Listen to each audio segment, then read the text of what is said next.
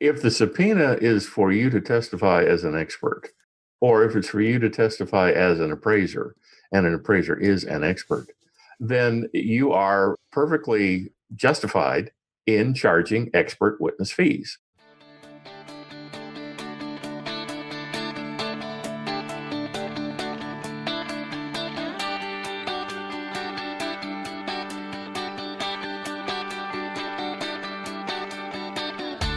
Originating from deep inside the Rocky Mountains, transported through the power of the internet, and arriving inside your tiny earbuds. It's the Appraiser Coach Podcast, helping appraisers increase their efficiency, quality, and make more money.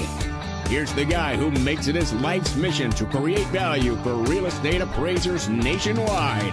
Your host and the Appraiser Coach, Dustin Harris. Welcome, everybody. Dustin Harris hanging out with you. Another great podcast coming your direction. I want to remind you, of course, we are sponsored by Alamode Software. Alamode is the software that I've been using for over 20 years. It gives you all of the tools that you need to be more effective, more efficient at what you do. Go to alamode.com or pick up the phone and call them at 800-ALAMODE. We're sponsored by DataMaster. DataMaster, of course, is rolling out DataMaster 6.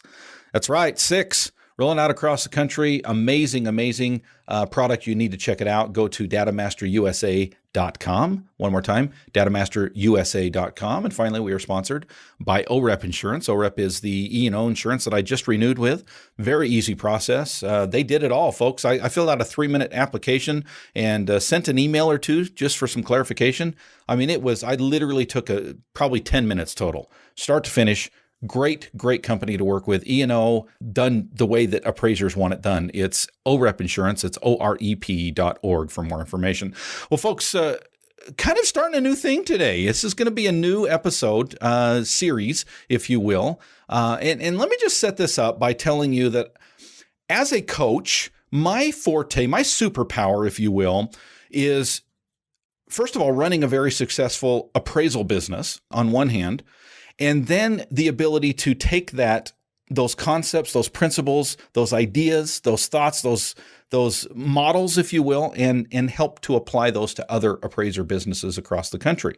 So on one hand, I'm running an appraisal business. On the other hand, I'm coaching other appraisers and helping them to be more successful at what they do, to make more money, if you will, to do so ethically, to do so morally, to do so legally, to do so with high quality, but be able to do more with less. And as a consequence, I kind of, put myself out there, and I get people reaching out to me on a regular basis, whether they do it through my All-Star Team page, my Facebook page, my email, on the comments on my blogs, and right here on the podcast. I often get appraisers reaching out to me and saying, "Hey, Dustin, you know how to run a business, so you must know a lot about USPAP, right?" I mean, they don't actually say that, but I think they assume that. I get USPAP questions all the time, or how to, questions about appraisals, specifics about appraisals, highest and best use, and cost approach, and supporting your adjustments, and all of these things. And while I feel like I do a pretty good job on my own business, that's not really what I do for other appraisers. I kind of keep myself in my own little niche, which is coaching appraisers to be CEOs of their business, to be better business owners. But I'll tell you, a lesson that I learned a long time ago was that, if you want to be successful, you surround yourself with successful people. And I learned a long time ago that I was just a schmuck with a microphone, that there's not a whole lot of expertise outside of my own niche, if you will. So I surround myself with great people. And one of those great people is Mr. Tim Andersen. Tim, welcome back to the program, my friend. Dustin, thank you. I appreciate it very much. The best of the day to you, the best of the day to your family, and the best of the day to all of our listeners today. Thank you, Tim. I really appreciate that. And I want you guys to know that he means that from the bottom of his heart. Tim and I are good friends, and he does ask me frequently about my family, about my dad, about my wife and kids, and just a great guy to get to know. Let me set this up, Tim, by just saying, and I hope you don't get too blushed right now, but I do want to brag on you a little bit. Tim's a super smart guy. He's been appraising for how many years, Tim? The previous millennium, Dustin, over 30 years. Yeah, I knew it'd been a long time. And in addition to that, he is a USPAP instructor. In addition to that, he is an instructor in general. He teaches many, many things with regard to appraiser centric ideas and thoughts and processes and just how to be a better appraiser. One of the things that Tim does is he helps appraisers who might find themselves shall we say, the wrong side of a state investigation. You get that ominous letter in the mail, and they want to see your file. They want to see your work file. They want to see your report. They might want to bring you in for questioning, if you will. And I know that sounds, kind of, but that really is. I've been there, Tim. It's not a fun thing to meet with one of these investigators and try to explain, why you did this or didn't do this. And I'll tell you, in that situation, it's good to have somebody like Tim Andersen on your side. And we'll talk about how to get a hold of Tim at the end of the program here, because that is something you do on a regular basis now, Tim, right? Pretty much, Dustin. Yes. There are a lot of appraisers out there who, they get that letter from the state and they go into a panic, which is understandable. Sure. There really is no reason to. And the first thing you need to do is take a deep breath and get a glass of water and then or something stronger. Well, I wasn't going to go there, Dustin, but it may be an adult beverage. Yeah. And then get help. Yeah. And that's probably going to mean an administrative law attorney who may or may not know USPAP. Some do it very well. And if they don't, then you need to get in touch with a USPAP expert.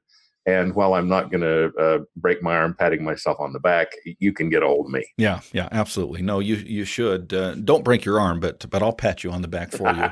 And again, I can't stress this enough. Tim knows his stuff. He's very knowledgeable, and he's willing to share it. He's not being paid to be on the program. He's simply willing to come on and share his knowledge with his fellow appraisers, because I guess he's in that twilight of life, Tim, where you're now giving back to the appraisal profession. So I appreciate it very much, and I know my listeners do as well. So folks, what we're doing is we've set up a new series that we're going to do on a regular basis, and it's going to be called Dear USPAP Instructor. And basically what I'm going to do is take those questions that you might have, appraisers, and compile them, and we'll try to hit 2 or 3 every episode and just try to answer the questions the best we can. So these are real questions coming from real appraisers who really don't know the answer. And rather than me try to answer them and get outside my element, I'm going to focus on running businesses and helping appraisers run more successful businesses. And I'm going to leave the USPAP questions to Mr. Tim Andersen. So does that sound fair, Tim? Sounds good to me, Dustin. Let's do it. I'll stay in my sandbox. You stay in yours. How's that? Okay, I'll crawl back into my cave. Go ahead. All right. So question number 1, we're gonna take on 2 questions today. Question number 1, I'm actually not going to read word for word, Tim, because it's long. But basically, I had forwarded to me. It was basically an email that came from a bank that shall remain unnamed. That was trying to explain why this individual, this appraiser, I think if I remember correctly, had turned in a certification, an additional certification, if you will, in his or her appraisal report. And the bank had come back and said, no, you can't do that. It's got to be a signed certification. So if I can set this up properly, I believe this was probably a Fannie Mae form. And as you know, Tim, Fannie Mae forms come with their own certifications that are similar or exactly the same as USPAP? Let's clear that up first. Well, they have the same information in it that USPAP has, but then they have even more, which is fine. USPAP never said it was the be-all and end-all of appraising. USPAP is the set of minimum standards that appraisers have to meet, and it's perfectly acceptable for clients to say, well, okay, USPAP's fine, but I want you to do even more. Okay. Now, that's fine. If you agree to it, then you better do it. You've contractually obligated yourself. The client cannot say, well, we don't want you to meet USPAP. No. That's something that you you don't want to go there. So when you're doing just a regular general purpose form, you've got to have those certifications that you can find in USPAP. I don't want to put you on the spot, Mr. USPAP instructor, but do you remember the section that those are found in? Yes, Standard Rule 2-3. Of course he did. Okay, good. So if I looked at Standard Rule is it 2-3? Is that what you said? 2-3. 2-3. If I saw that and then I compared it to the Fannie Mae form, I would see the same or similar, but then I would see additional certifications that Fannie Mae's put out there. Exactly. Okay. So now I know on my reports, that to me didn't cover everything. And so I have what I call the additional certification page in my reports. And basically, in fact, I've run this past you, Tim. I think I emailed it to you and you said, okay, well, a little bit overkill, but I guess it's all right. I think it's kind of what I'm paraphrasing, but that's pretty much what I got from you is, a lot of the stuff is kind of a duplicate of what you already have in Fannie Mae. And so we actually revised that. I haven't sent you my new revision. Maybe I'll do that this afternoon, Tim, and have you look at it. But we actually revised that with a different page that we threw in there. But here's the question. With all of that set up, the question that came in was this bank was saying that the certifications don't work because this appraiser had not signed the bottom of the additional certifications page. Now, by nature of a 1004, a URAR, you have to sign the certification because there's a signature there. That's just part of the process, right? In my additional certification page, I know that I sign the bottom of that, and it's an actual signature, but I have heard rumor that as long as you have a certification page in a report that is signed, that the certification page itself does not have to have a signature at the bottom, and that's the question on the table, Tim. Let that rumor die 1,000 deaths. All right. It's dead. No, USPAP has a certification in it for many reasons. It's an oath. If you look at it, it says, I certify that to the best of my knowledge and belief, then bullet point, bullet point, bullet point. And then you sign it. And what you're saying is, look, client, I developed my value and conclusions in accord with Standard 1, and I have reported them in accord with Standard 2. That's basically all the certification says. Now, because the certification is an oath, because it says I did this, this, and this, or I didn't do that, that, and that. So Standard Rule 2-3 says I developed my appraisal, my value conclusion in accordance with Standard 1. I've reported it in accordance with Standard 2, among other things. Now, when you have to add an addendum, a certification page, an extra certification page, that's perfectly okay. USPAP understands that. But because it is a certification, number one, the page that you add must make it clear that these are additional certifications. And number two, yes, it must be signed. What appraisers must avoid is just hiding willy-nilly in the report. Oh, and by the way, I also certify that. No, you can't do that. They got to be, if you're going to have an additional certification, they've got to be in one place. It's got to be clear. And then it has to be signed just as you signed the original certification page. Okay. So that rumor is dead. Let me back up just a second, because you said something that I think might have got lost in the shuffle, but I think it's important. This page can't just be called supplemental addendum. This page has to be called something with reference to the word certification, right? Yes, the USPAP does not have any specific language in it, but it would be my advice. And again, I'm married, so I'm used to my advice not being taken. Sure. My advice would be just certification page. Don't complicate it. Certification page. And then I wouldn't start renumbering from where the original certification ended. I'm 1, 2, 3, 4, 5. But then you're going to include the original certification by reference, and then you're going to sign this page at the bottom, be it electronically or with a pen. It doesn't make any difference. Okay. And then that gets sent off to the client. Okay, so just to be clear, you can't just have that page in a report that is signed. That page itself has to be signed, right? That second, I'm going to call it a second certification page for clarity's sake. Yes, it must be signed, either a wet signature or an electronic signature.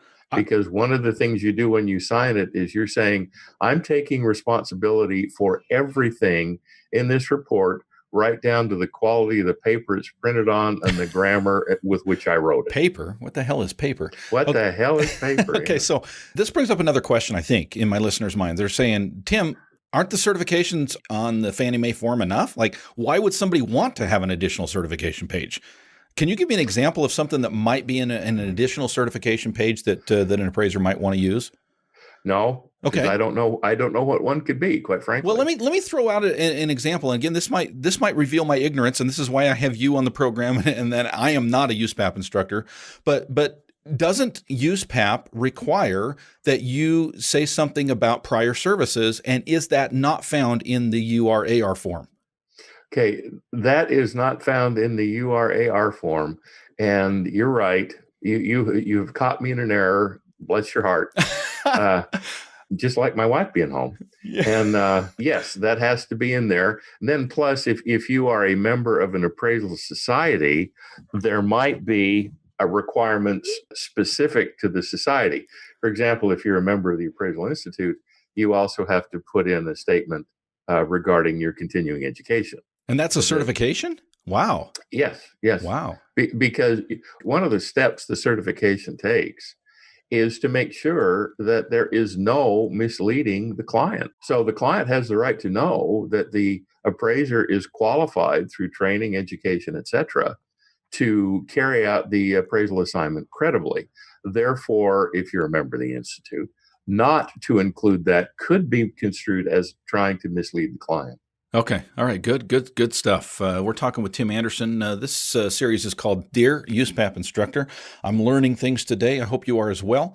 If you have questions for Tim, please send them to thecoach@theappraisercoach.com, or you can find me on Facebook and reach out to me that way. We would love to get your questions answered. Really appreciate Tim being on the program. We're going to come back in just a second, Tim, and talk about the second question on the table today.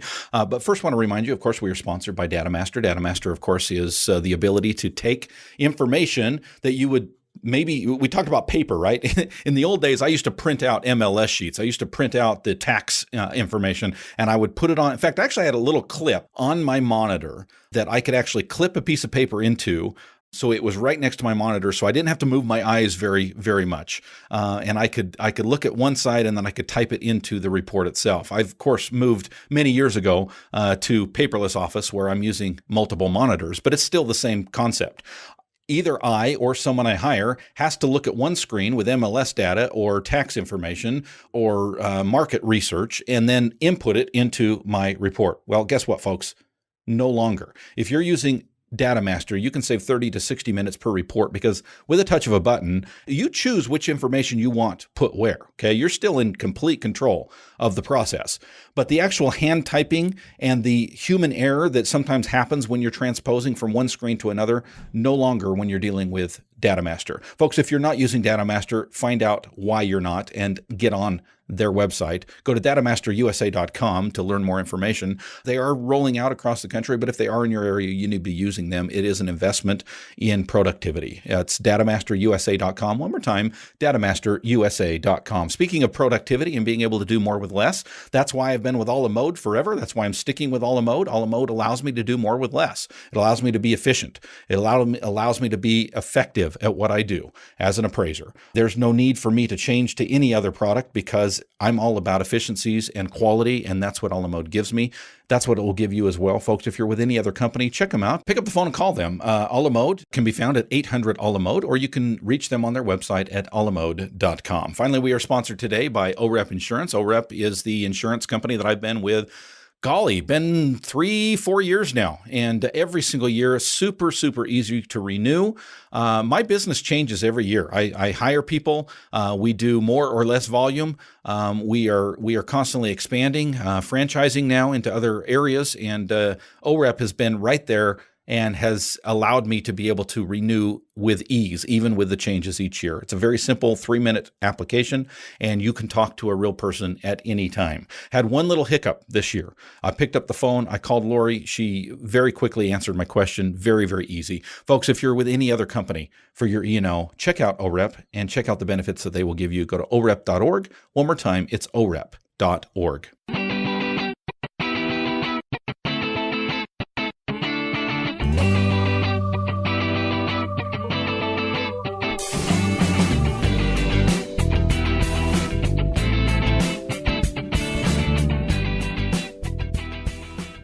And we are back, folks. We're talking with Mr. Tim Andersen, USPAP instructor out of Florida. And more importantly, the biggest resume builder, Tim, is you're my friend.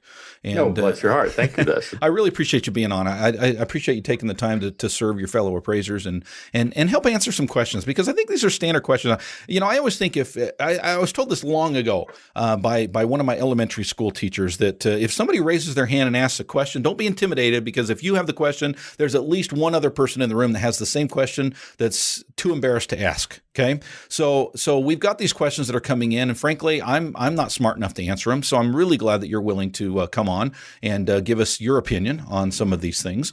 So let's just dive into the second and last question of today. Again, this is a new series, listener, called Dear USPAP Instructor. You can write to me, even though I'm the appraiser coach, but I will make sure that the USPAP instructor, Mr. Tim Andersen, answers them on air. So here's the question, Tim. And I'm just going to read this one almost word for word. This came in recently. This is an individual, an appraiser that I know, who said that I did a private deal for bankruptcy purposes for a private home owner 2 months back and gave them the written report again 2 months back. They are now stating that the judge is going to subpoena me to testify on behalf of my report. I told them that I don't have any training. I've not done court testimony. I don't want to appear. Can they do this, Tim? Yes, they can. Okay. Yeah. It's a subpoena, right? The court wants to do. Yeah, no, this is a great question, because as your correspondent indicated, most of us are not trained in courtroom work. So is it going to be a challenge? Possibly. It depends on any number of circumstances. And we're not going to get into that here. We don't have the time. But the point is, while the appraiser and the client may have agreed that the appraiser did not have to give testimony, that agreement does not extend to the court, especially bankruptcy court, which is federal. Okay. And the appraiser is going to get a subpoena, which, by the way, is Latin for under penalty of. Okay. And God, you're smart. No, I didn't know what subpoena meant, so I looked. Okay, all right. All right. And the appraiser is either going to respond to the subpoena or be held in contempt of court, which is a crime. So the appraiser doesn't want to do that. Now, what does the appraiser do? Fine. The appraiser goes over the report 4 or 5 times and makes sure that he or she can answer any question that the court could put to them. Now, if the appraiser has not been deposed, which is a pre-trial interview with the other side's attorney, then chances are very little is going to happen in court. The judge is going to say, Mr. or Ms. Appraiser, is this your report? Yes, Your Honor, it is. Is this your signature? Yes, Your Honor, it is. Is this your value opinion? Yes, Your Honor, it is. Okay, thank you very much. Stand down. It may be nothing more complex than that. Okay. However, if you get what is called a subpoena ducis tecum, which is Latin for I don't know what the hell it means, then you've got to show up at the deposition with your work file and be prepared to answer the other side's questions. Now, a deposition is a fishing trip. The attorney doesn't know what you've done, doesn't understand what you've done. Okay. So this is the attorney's opportunity to ask those questions and find out. Chances are the deposition is going to go a long way to whether you go to trial or not. If you answer the questions well, if you're confident, if it's obvious that you've not made any mistakes, you may not be subpoenaed to testify. Whereas if it's obvious that there are some errors, if you're hesitant in your answers, if the other side thinks you're just making stuff up off the cuff, then yeah, you're probably going to get sat on a bench and be sworn to tell the truth. And then the other side is going to put you through the hammer and anvil of cross-examination, which is what it's for in the first place. Yeah. So the fact that we say we're not trained in courtroom work, that's true, but then that's our fault because we are experts. That certification that we have from the state in effect says we are real estate appraisal experts. We can be called upon to give expert testimony. We can also be called upon to send large invoices to the person asking us to testify. Okay. And we should send very large invoices.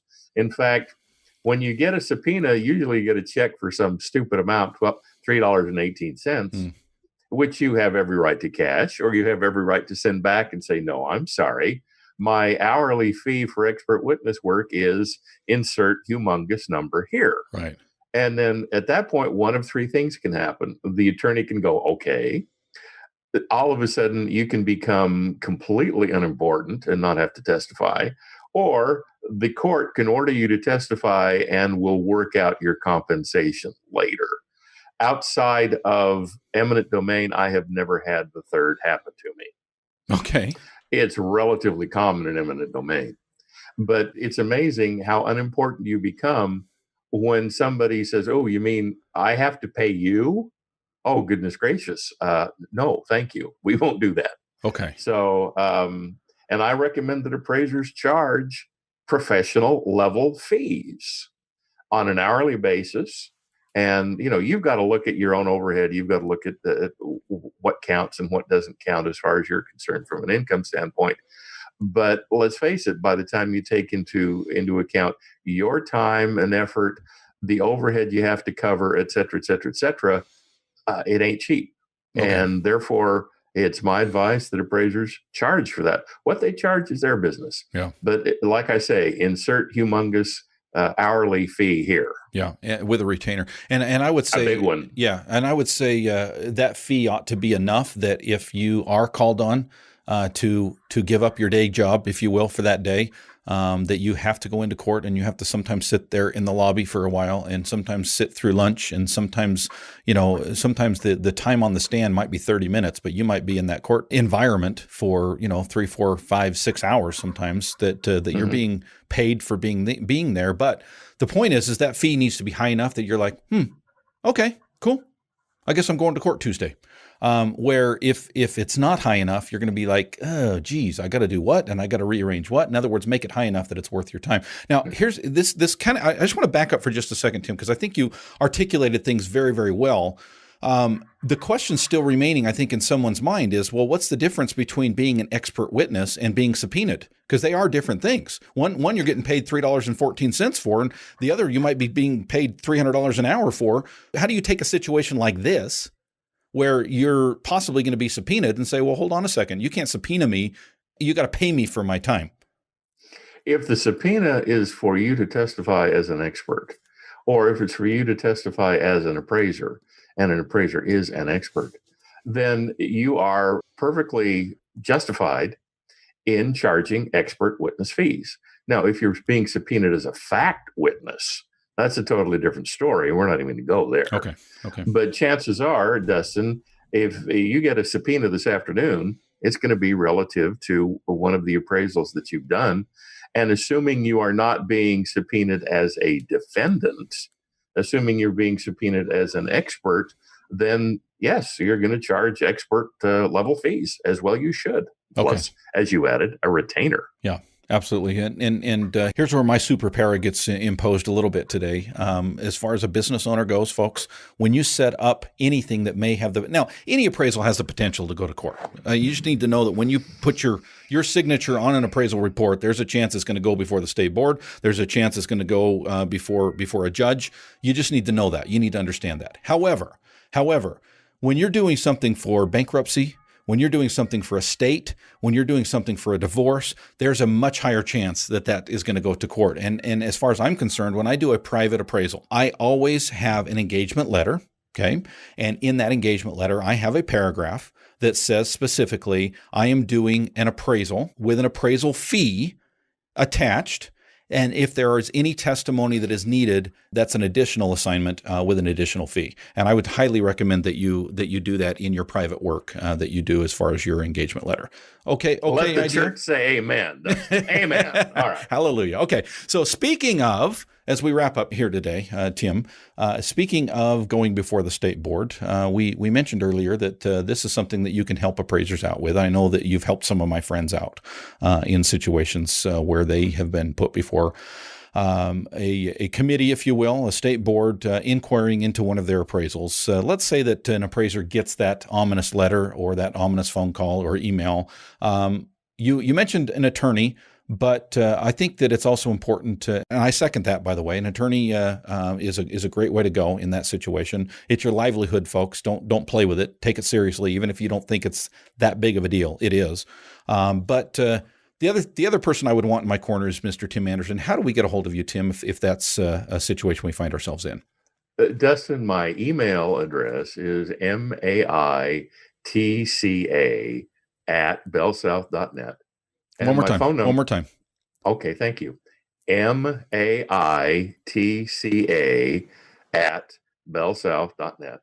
And my phone number is, which, and you heard the phone ring earlier. Yes. My phone number is area code 561-635-5265. And one more time on that if somebody's trying to write it down really quick. 561-635-5265. Awesome. Mr. Tim Andersen, USPAP instructor, USPAP expert out of Florida. Thank you for joining us today. Dustin, thank you for the opportunity. I appreciate it very much. And again, my best to you, your family, and all the listeners today. Thank you, sir. And likewise. Folks, if you do have a question that you would like answered on the air, please send it to the coach at theappraisercoach.com. Just title it Dear USPAP Instructor, and we will make sure it gets on the air. And by the way, if you don't want to wait for it to be aired, we'll probably answer the question fairly quickly for you off the air. But we like to, by the way, both of the questions that came in today came in a couple of weeks ago, and both were answered immediately. Utilizing Tim as a resource, I was able to answer them back. So you don't have to wait for your answer. But again, if you have the question, there's other people in the classroom that have the same question. We would like to share that. And you can remain anonymous. Notice I gave no names today. So please feel free to reach out to us. And we would love to make this an ongoing series where we as appraisers can learn more about how to be compliant and how to have high quality appraisals. Thanks again to Mr. Tim Andersen out of Florida. And we'll catch you next time, folks. You've been listening to the Appraiser Coach podcast with Dustin Harris. If you like what you hear, please give us a 5-star rating and post a short review on iTunes. For more in-depth insider information on how you can make more money as a real estate appraiser, visit theappraisercoach.com and sign up for the All-Star team today. Thanks for joining us. And now, get out there and create some value.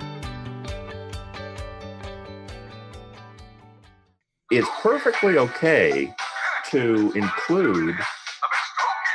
Oh, that's my phone going off in the background. I'm sorry. Guess what? We got an Easter egg at the bottom of that. Let that run its course, then I'll have you restart that sentence. Okay. Well, I really apologize. What song am I listening to? That's pretty good. Okay. That was Stroking by Clarence Carter. Man, I'm dancing over here.